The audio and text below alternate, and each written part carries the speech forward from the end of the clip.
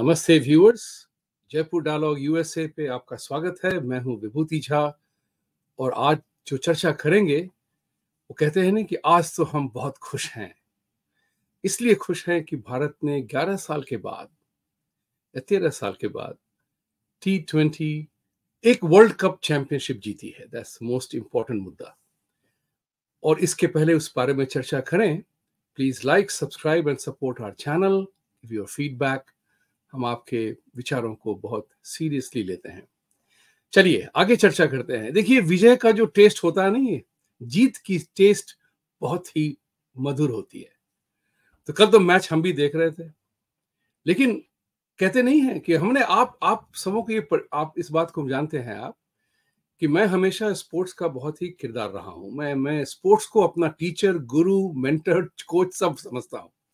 Sports ने मुझे बहुत कुछ सिखाया है, स्पोर्ट्स माइंड दिया है, और इसलिए मैं इस बात की चर्चा करना चाहूंगा। सबसे पहले भारतीय टीम, रोहित शर्मा जी को बहुत बहुत बधाई, और उसके साथ साथ पूरी टीम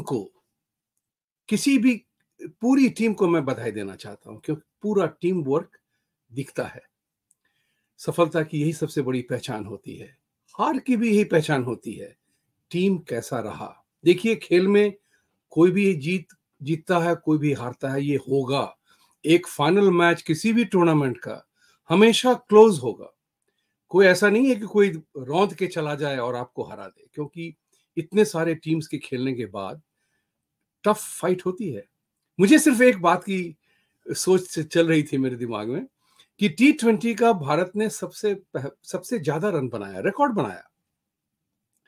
लेकिन क्या वो रिकॉर्ड एक दिन के लिए भी रहेगा या ना रहेगा, ये संदिग्ध अवस्था आ गई थी जब 30 बॉल में 30 रन बनाने थे, और साउथ अफ्रीका के पास बहुत सारे विकेट्स भी बचे हुए थे। तो देखिए, ऐसा है कि जीतने के बाद हर चीज मीठा लगता है। कितने समारोह हुए, कितने लोगों ने जश्न मनाया। लेकिन एक बात और भी है, बहुत सारे लोगों को देखा हमने इस मैच से ये पता चला हमें कि देशद्रोही और देशभक्तों की पहचान बड़ी आसानी से हो जाती है। यहां तक कि लोग जो थे पहले ही इंडिया को, उनकी इंडिया टीम की अस्थि विसर्जन कर चुके। हार तो गई इंडिया, साउथ अफ्रीका बिल्कुल नहीं हारेगी। बात सही है, स्पोर्ट्स में कभी नहीं होता, लेकिन मेरा एक विश्वास है कि जब तक गेम खत्म नहीं होता तब तक जीत और हार का निर्णय नहीं होता है। इतने सारे लोग थे जिन्होंने कमेंट्री शुरू कर दी 30 बॉल से 30 रन बनाने के समय से कि भारत तो गया, और भारत तो इस तरह से गया कि यहां तक कि मोदी जी को भी लपेट लिया कमेंट करने में। वो पनौती हैं, राइट। देयर वाज एक बंदा था, उसका नाम है चौहान, बट पहला नाम एक शादाब या समथिंग है।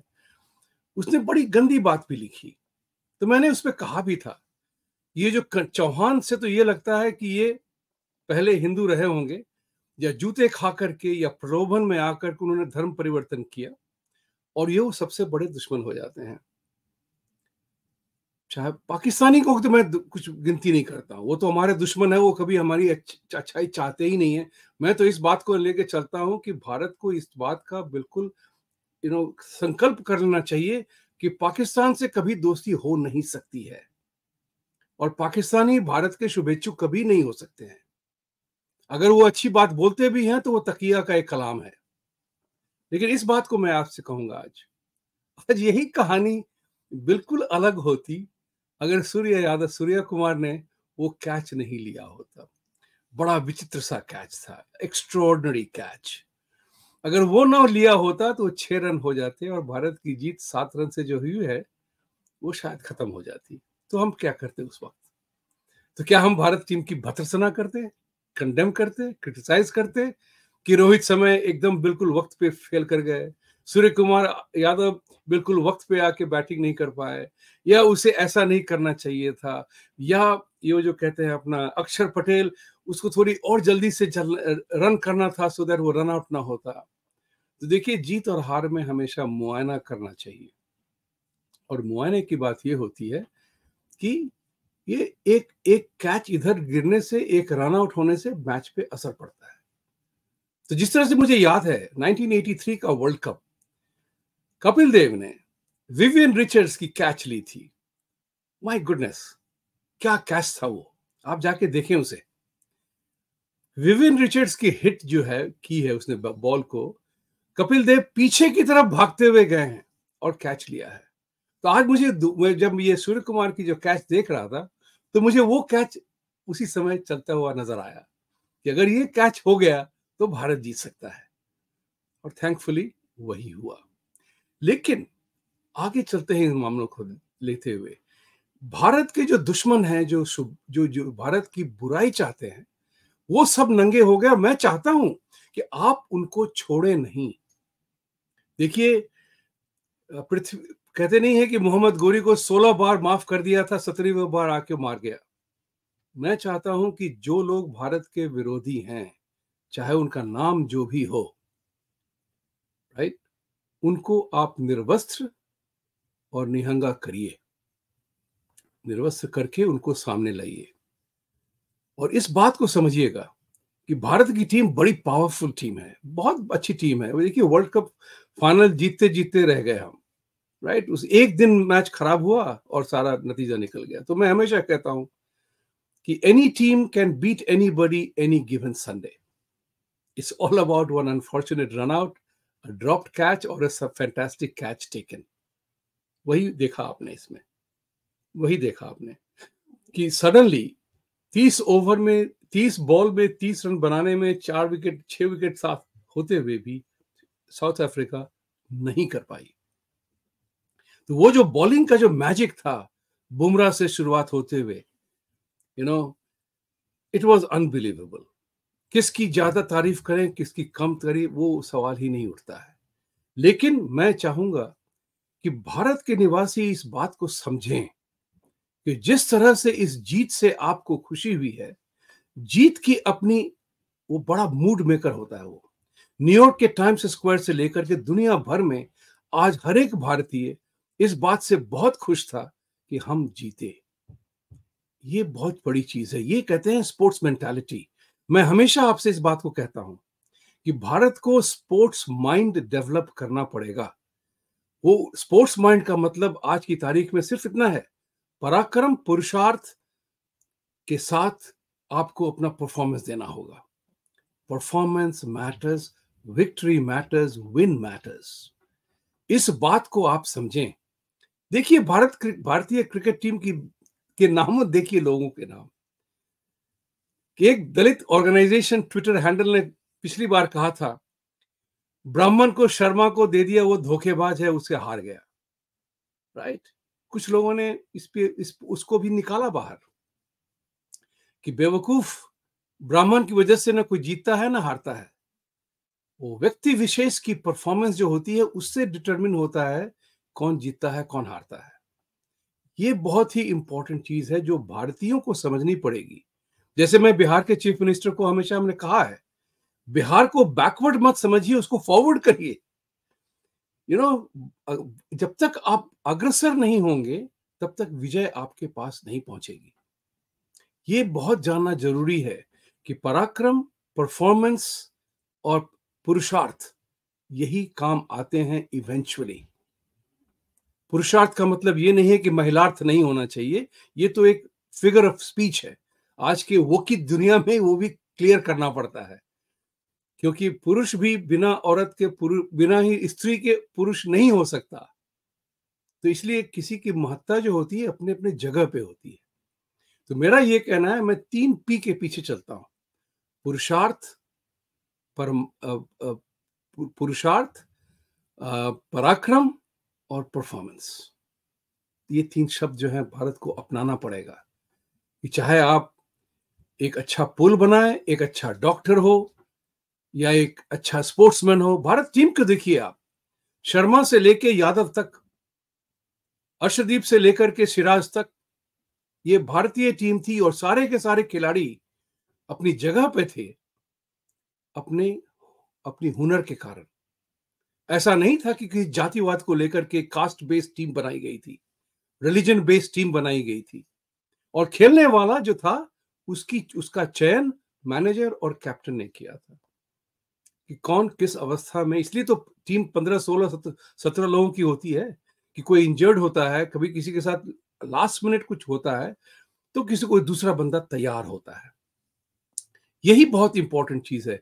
ये कल्चर जो है भारत को अपनाना पड़ेगा हर हाल में, चाहे आप नीतीश कुमार हो, अखिलेश यादव हो, लल्लू यादव हो, जो भी हो।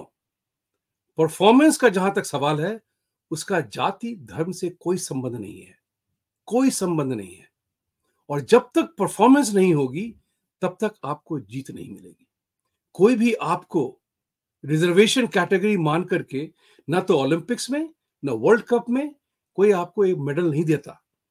आपको वहां जाके अपना कर्म करना पड़ता है, अपनी बिल्कुल अपेक्षा के हिसाब से। अगर ना कर पाए तो आप हार जाते हैं। तो ये स्पोर्ट्स माइंड की सबसे बड़ी बात ये होती है कि हम जीतेंगे और हारेंगे, हमेशा जीतेंगे भी नहीं और हमेशा हारते भी रहना नहीं चाहिए। तो स्पोर्ट्स में क्या होता है कि डेफिनेशन होती है, हम सक्सेस को कैसे डिफाइन करते हैं स्पोर्ट्स में? Team that delivers consistent winning results. Semifinal final पहुंचना अलग बात है, लेकिन विनिंग रिजल्ट आना चाहिए। तो स्पोर्ट्स बड़ी कॉम्पिटिटिव चीज है। आज देखिए आप देखिए ना, ऑस्ट्रेलिया 50 ओवर्स मैच अहमदाबाद में, अफगानिस्तान का अगर वो कैच अफगानिस्तान ने अगर वो कैच लिया होता, मैल्कम थे या हेड का, जिनका भी कैच लिया होता, तो ऑस्ट्रेलिया आउट हो जाते, अफगानिस्तान जीत जाता। अफगानिस्तान ने फिर ऑस्ट्रेलिया को यहां पे हराया T20 में। सोचिए इस बात को। तो वही मैं कहता हूं कि किसी हर एक टीम को हर एक दिन अपने अपने खेलने का अंदाज होता है।